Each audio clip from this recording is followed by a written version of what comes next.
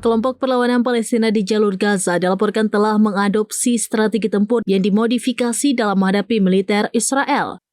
Selain menargetkan kendaraan militer, upaya untuk menawan prajurit Israel yang berada di dalamnya kini menjadi bagian dari taktik mereka. Pada Minggu 20 Juli 2025, Brigade Al-Quds merilis sebuah video yang menunjukkan sebuah operasi militer yang rumit. Serangan ini dilaporkan menargetkan sebuah kendaraan lapis baja Israel di wilayah Abasan Al-Kabira sebelah timur Khan Yunis. Tujuannya disebut-sebut adalah untuk menawan beberapa tentara di lokasi tersebut. Dalam rekaman yang beredar, sayap militer Gerakan Jihad Islam Palestina terlihat mengidentifikasi posisi tank Israel. Selanjutnya mereka melancarkan serangan yang menyebabkan kendaraan tempur tersebut meledak. Pertempuran sengit jarak dekat dengan pasukan Israel juga terjadi. Selain itu, markas pasukan pendudukan Israel yang berlokasi di dekat Jalan Raya 5 sebelah utara Khan Yunis juga menjadi sasaran serangan. Meskipun demikian, video tersebut tidak menunjukkan adanya penangkapan tentara Israel. Para pejuang mengakui bahwa sebuah helikopter terlihat mendarat di lokasi pertempuran, kemungkinan untuk mengevakuasi korban.